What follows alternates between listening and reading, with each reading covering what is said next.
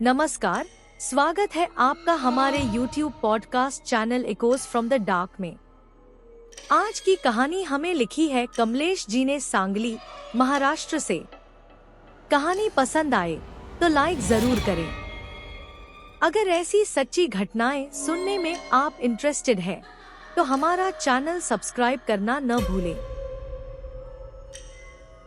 नमस्कार, आज हमारे पास सांगली महाराष्ट्र से कमलेश जी का भेजा हुआ एक बहुत ही दिलचस्प पत्र है। ये कहानी है उनकी बेटी अंजलि और दामाद रोहन की, और उनके एक ऐसे अनुभव की जो आज से लगभग 3 साल पहले शुरू हुआ था। बिल्कुल। उन्होंने सातारा के पास एक नया मोबाइल होम खरीदा था, और वो भी एक ऐसी जमीन पर जिसका अपना एक, कह सकते हैं, गहरा अतीत था। तो कमलेश जी के इस पत्र को और बेहतर समझने के लिए हमने उस इलाके के इतिहास और इस तरह की घटनाओं पर हुई कुछ साइकोलॉजिकल और पैरानॉर्मल स्टडीज पर भी नजर डाली है। राइट। आज हम इन सबको जोड़कर ये समझने की कोशिश करेंगे कि आखिर उस घर में हुआ क्या था। चलिए इस पहेली की परतों को खोलते हैं। तो कहानी शुरू होती है जब अंजलि और रोहन सातारा के पास कोठावले गांव में अपने नए मोबाइल होम में शिफ्ट होते हैं। ये एक शांत इलाका है ना, चारों तरफ खेत। हाँ, बिल्कुल शांत। और जैसा कमलेश जी ने अपने पत्र में लिखा है, ये एक ऐसी जगह है जिसके इतिहास के बारे में ज्यादा लोग बात नहीं करते। उनकी एक लाइन मुझे बहुत फैसिनेटिंग लगी। कौन सी? घर नया था लेकिन जमीन सदियों पुरानी थी। वाह, ये अपने आप में एक माहौल बना देती है। एग्जैक्टली। तो शिफ्ट होने के कुछ ही दिन बाद एक शाम दोनों लिविंग रूम में बैठे थे जब उन्हें अचानक घर के अंदर से पिछले बेडरूम से एक बच्चे के रोने की आवाज आई। एकदम अचानक। हाँ, साफ और बहुत पास से। और यहीं से मेरे ख्याल से साइकोलॉजिकल एंगल शुरू होता है। जब हम किसी नई जगह पर होते हैं तो हमारा दिमाग हाइपर अवेयर होता है। किसी भी अनजानी आवाज को वो तुरंत किसी जानी पहचानी चीज से जोड़ने की कोशिश करता है। इसे ऑडिटरी पैराडोलिया भी कहते हैं। जैसे बादलों में चेहरे दिखना। बिल्कुल वैसा ही। शोर में शब्द या आवाजें सुनना। तो पहली बार में इसे मन का वहम मान लेना या नए घर के बसने की आवाजें, ये स्वाभाविक है। सही। और अंजलि ने भी कुछ ऐसा ही सोचा। आसपास कोई बच्चा नहीं, खिड़की दरवाजे सब बंद। वो डरते डरते कमरे में गई, ये सोचकर कि शायद कोई बिल्ली या कोई जानवर घुस आया होगा। बिल्कुल। पर जैसे ही उसने दरवाजा खोला, आवाज बंद हो गई। और कमरा खाली, एकदम शांत। उन्होंने उस रात तो इसे नजरअंदाज कर दिया। ओके। लेकिन अगली सुबह सूरज उगते ही वही आवाज फिर से आई। फिर से? हाँ, और इस बार आवाज इतनी पास से आई जैसे बच्चा उसी कमरे में हो जहाँ वो सो रहे थे। और ये दूसरा इंस्टेंस बहुत क्रूशियल है। एक बार होना वहम हो सकता है, लेकिन उसी आवाज का उसी तरह से लौटना, ये एक पैटर्न की शुरुआत है। इसे दिमाग के लिए खारिज करना मुश्किल हो जाता है। और यहीं पर एक और एलिमेंट जुड़ता है। आप उनके पालतू कुत्ते ब्रूनो की बात कर रही हैं? एग्जैक्टली। कमलेश जी लिखते हैं कि जैसे ही सुबह वो आवाज आई, ब्रूनो ने फौरन अपना सिर उठाया और बेडरूम की तरफ देखकर धीरे धीरे गुर्राना शुरू कर दिया। ये वो पल है। हाँ, ये वो पल था जब अंजलि के लिए ये सिर्फ एक आवाज नहीं रही। जब कोई जानवर इस तरह रिएक्ट करता है तो वो एहसास बहुत रियल हो जाता है। उसे यकीन हो गया कि उस घर में वो अकेले नहीं है। हाँ, और यहाँ हम साइकोलॉजी से थोड़ा हटकर प्लेस मेमोरी या जिसे रेजिडुअल हॉन्टिंग कहते हैं, उस थ्योरी पर आते हैं। ये क्या होता है? ये थ्योरी कहती है कि जो बहुत तीव्र भावनाओं वाली घटनाएं होती हैं, खासकर कोई त्रासदी, वो एक तरह का एनर्जी इम्प्रिंट उस जगह पर छोड़ जाती है। जैसे एक टेप रिकॉर्डर बार बार एक ही घटना को प्ले करता रहता है। अच्छा। और ऐसा माना जाता है कि जानवरों के सेंसेस शायद इन इम्प्रिंट्स के प्रति ज्यादा सेंसिटिव होते हैं, जिसे हम इंसान आसानी से महसूस नहीं कर पाते। तो ब्रूनो का रिएक्शन इसी तरफ इशारा कर रहा था। हाँ, कि वहाँ कुछ ऐसा है जो हमारी इंसानी समझ से शायद परे है। इसके बाद जो हुआ वो और भी अजीब था। घटनाओं का एक रूटीन सा बन गया। रूटीन? हर रात उनके सोने के बाद किचन से कदमों की आहट सुनाई देती। Tap tap tap. धीमी या तेज? धीमी, भारी और एक तय लय में, जैसे कोई बहुत सोच समझकर चल रहा हो। और ये कदम हमेशा फ्रिज के पास आकर रुक जाते थे। हमेशा फ्रिज के पास? ये दिलचस्प है। ये रेजिडुअल हॉन्टिंग से थोड़ा अलग है। कैसे? रेजिडुअल हॉन्टिंग में कोई इंटेलिजेंस नहीं होती, वो बस एक लूप की तरह है। लेकिन यहाँ एक मकसद दिख रहा है। किचन तक जाना, फ्रिज के पास रुकना, ये एक इंटेलिजेंट हॉन्टिंग के लक्षण हो सकते हैं, जहां माना जाता है कि कोई चेतना या कॉन्शियसनेस मौजूद है जो अपनी पुरानी आदतें दोहरा रही है। और वो आदत बहुत अजीब थी। कदमों के रुकने के बाद फ्रिज का दरवाजा खुलने की आवाज आती थी। ओके, लेकिन कभी बंद होने की नहीं। क्या मतलब? हर सुबह अंजलि और रोहन को फ्रिज का दरवाजा खुला मिलता था। हर सुबह? हाँ, रोहन ने तंग आकर किचन में एक सीसीटीवी कैमरा लगा दिया, लेकिन नतीजा और भी चौंकाने वाला था। आप बताइए, इस तरह के मामलों में टेक्नोलॉजी का फेल होना कितना कॉमन है? ये पैटर्न पैरानॉर्मल इन्वेस्टिगेटर्स के लिए बहुत जाना पहचाना है।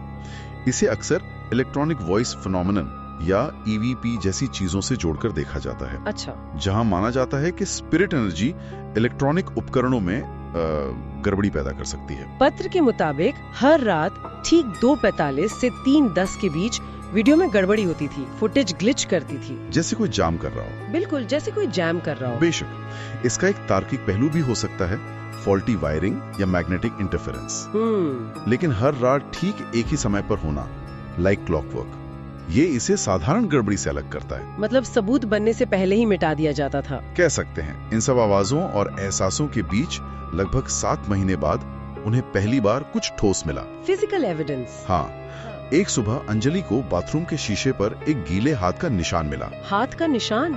छोटा, किसी बच्चे के हाथ जैसा। और यहाँ कहानी सिर्फ एहसासों से निकलकर फिजिकल वर्ल्ड में आ जाती है। ये एक बहुत बड़ा लीप है। सही बात है। अब इसे सिर्फ वहम कहकर खारिज नहीं किया जा सकता। अंजलि को पहले लगा कि ये रोहन का कोई मजाक है, लेकिन रोहन ने साफ इनकार कर दिया। अंजलि ने निशान साफ किया और काम पर चली गई। लेकिन जब वो शाम को घर लौटी तो वही हाथ का निशान वापस आ चुका था, उसी जगह, उसी आकार में। ये वाकई हैरान करने वाला है। देखिए, यहाँ 2 बातें हो सकती हैं। क्या? एक कि ये वाकई एक पैरानॉर्मल घटना थी। दूसरी, साइकोलॉजिकल टर्म्स में एक रेयर कंडीशन होती है, फोलियादो या शेयर्ड साइकोसिस। मतलब? जहाँ 2 करीबी लोग स्ट्रेस में होने की वजह से एक दूसरे के वहम को शेयर करने लगते हैं। अच्छा। लेकिन एक फिजिकल निशान का गायब होकर फिर से उसी जगह पर वापस आना, ये इस साइकोलॉजिकल एक्सप्लेनेशन को बहुत गंभीरता से चैलेंज करता है। अंजलि ने रोहन के आने का इंतजार किया, उसे वो निशान दिखाया, दोनों ने देखा। उसके बाद अंजलि ने उसे दोबारा साफ किया, और उस दिन के बाद वो हाथ का निशान फिर कभी नहीं दिखा। कभी नहीं? कभी नहीं। और ये भी एक दिलचस्प पहलू है। कभी कभी किसी घटना का रुक जाना उसके होने से ज्यादा परेशान करता है। सही। ऐसा लगता है जैसे कम्युनिकेशन का एक प्रयास किया गया, अपनी मौजूदगी दर्ज कराई गई और फिर चुप्पी साध ली गई। निशान तो चला गया, लेकिन एक और अजीब एहसास शुरू हो गया। क्या?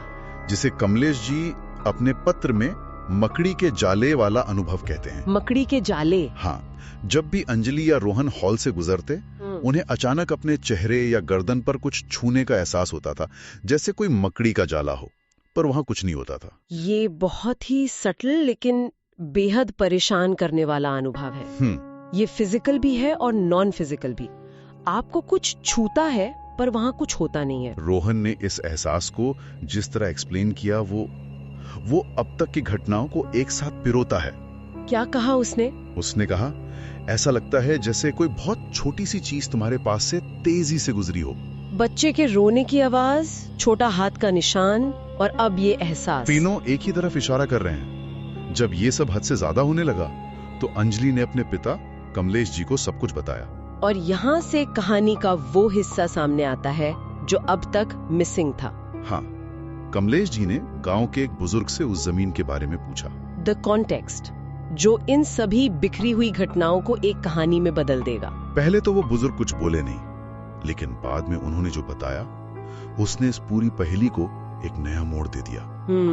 पता चला कि उस मोबाइल होम से बहुत पहले उस जमीन पर एक पुरानी बस्ती हुआ करती थी। एक बस्ती? हाँ, एक ऐसी बस्ती जो लगभग 70 साल पहले आई एक भयानक बाढ़ में पूरी तरह तबाह हो गई थी। ओहो, एक त्रासदी। हाँ, उस बाढ़ में कई जानें गई थी, जिनमें छोटे बच्चे और उनकी माएं भी शामिल थी। कुछ शव तो कभी मिले ही नहीं। एक मास ट्रॉमा इवेंट, एक ऐसी त्रासदी जो उस जगह की मिट्टी से जुड़ गई है। अब सारी कड़ियां जुड़ रही हैं। बच्चे के रोने की आवाज, शीशे पर मिला वो छोटा सा हाथ का निशान, किचन में रात को सुनाई देने वाली कदमों की आहट, शायद एक माँ की है, और फ्रिज का दरवाजा खुलना। शायद वो माँ आज भी अपने खोए हुए बच्चे के लिए खाने की तलाश में है। ये सारी घटनाएं उस 70 साल पुरानी त्रासदी से सीधे तौर पे जुड़ जाती हैं। बिल्कुल। तो इसका मतलब ये किसी बुरी आत्मा या डराने की कोशिश नहीं है? मेरे ख्याल से बिल्कुल नहीं। ये दर्द और नुकसान की एक कहानी है जो उस जमीन में, उस जगह की यादों में बस गई है। अच्छा। ये प्लेस मेमोरी का एक टेक्स्ट बुक एग्जाम्पल लगता है। वो एनर्जी जो उस त्रासदी के बाद वहीं रह गई। बच्चे का रोना, माँ की तलाश, ये सब उसी अधूरेपन और दर्द का रिफ्लेक्शन हो सकता है। शायद वो किसी को डराना नहीं चाहते, बस उनकी कहानी अनसुनी रह गई है। शायद। कमलेश जी पत्र के अंत में बताते हैं कि अंजलि और रोहन आज भी उसी घर में रहते हैं। उन्होंने घर नहीं बदला? नहीं, बच्चे के रोने की आवाज अब बंद हो गई है। अच्छा। लेकिन कदमों की आहट अब भी हर रात आती है। पैटर्न अभी भी जारी है, बस उसका एक हिस्सा शांत हो गया। हाँ, और सबसे परेशान करने वाली बात अब होती है। अच्छा। रोहन कहता है कि उसकी नींद अब भी रात में खुलती है। आवाज से? नहीं, किसी आवाज से नहीं, बल्कि फ्रिज की लाइट के जलने से। सिर्फ लाइट? हाँ, जो बस जलती रहती है, जैसे कोई छोटा, कोई अनदेखा अब भी अंदर कुछ ढूंढ रहा हो। तो कमलेश जी के इस पत्र और हमारे विश्लेषण से ये बात सामने आती है कि ये अनुभव शायद किसी स्थानीय त्रासदी की दुखद यादों से गहराई से जुड़ा हुआ है। एक नया घर, लेकिन पुरानी जमीन, और उस जमीन में दबी हुई अनकही कहानियां। बिल्कुल। अक्सर हम ये सवाल पूछते हैं कि क्या भूत प्रेत होते हैं, लेकिन इस कहानी को जानने के बाद मेरे मन में एक ज्यादा गहरा सवाल आता है। क्या? सवाल ये है कि जब किसी जगह पर कोई बहुत बड़ी त्रासदी होती है, तो क्या उसकी यादें, उसका दर्द उस जमीन में ही कैद हो जाता है? क्या जमीन खुद उस ट्रॉमा को याद रखती है और वहाँ आने वाले नए लोगों को अपनी कहानी सुनाने की कोशिश करती है? मतलब? शायद ये आत्माएं नहीं, बल्कि यादें हैं जो उस जगह से कभी जा ही नहीं पाई। एक ऐसा विचार जो हमें सोचने पर मजबूर करता है कि हम सिर्फ जमीन पर घर नहीं बनाते, बल्कि उसकी कहानियों के ऊपर भी बनाते हैं। ये कहानी सुनने के लिए बहुत बहुत धन्यवाद। अगर आप भी हमारे साथ अपना एक्सपीरियंस शेयर करना चाहते हैं तो लिख भेजिए हमें अपनी कहानी। हमारा ईमेल आईडी है ecosfromthedark.official@gmail.com। आपकी कहानी का इंतजार रहेगा। फिर मिलते हैं अगले एपिसोड में। चैनल को सब्सक्राइब करना ना भूलें।